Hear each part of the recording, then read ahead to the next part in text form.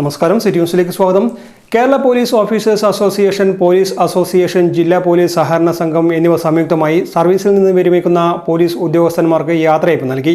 Police society ഹാളിൽ നടന്ന യാത്രയയപ്പ് സമ്മേളനം മന്ത്രി രാമചന്ദ്രൻ കടന്നപ്പള്ളി ഉദ്ഘാടനം ചെയ്തു. ഇതെല്ലാം തന്നെ ഒരു പൊതുജീവിതവുമായി ബന്ധപ്പെടുന്ന കാര്യങ്ങളിൽ പോലീസുകാരും അനുഭവിക്കുന്ന ബുദ്ധിമുട്ടുകളാണ്. അത് സേവനരക്ഷിതമായ സമയനിഷ്ഠവും പോലീസ് സർവീസിന് കഴിയില്ല.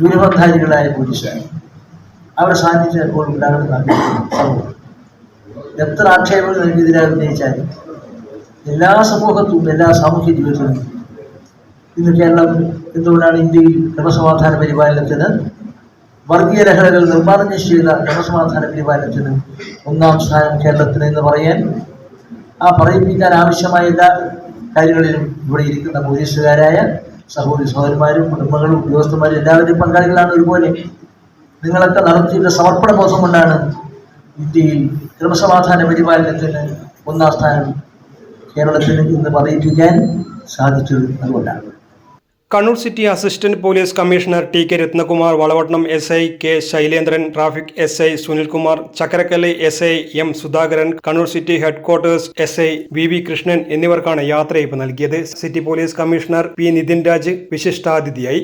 പോലീസ് ഓഫീസേഴ്സ് അസോസിയേഷൻ ജില്ലാ പ്രസിഡന്റ് പി എ ബിനുമോഹൻ അധ്യക്ഷത വഹിച്ചു. Additional city police commissioner K V Venugopal, assistant police commissioner M Krishnan, സംഘടനാ ഭാരവാഹികളായ C R Biju, V Sineesh, P V Rajesh, Shaiju Machathi, K Rajesh, T Prajeesh തുടങ്ങിയവർ സംസാരിച്ചു. News desk, city news.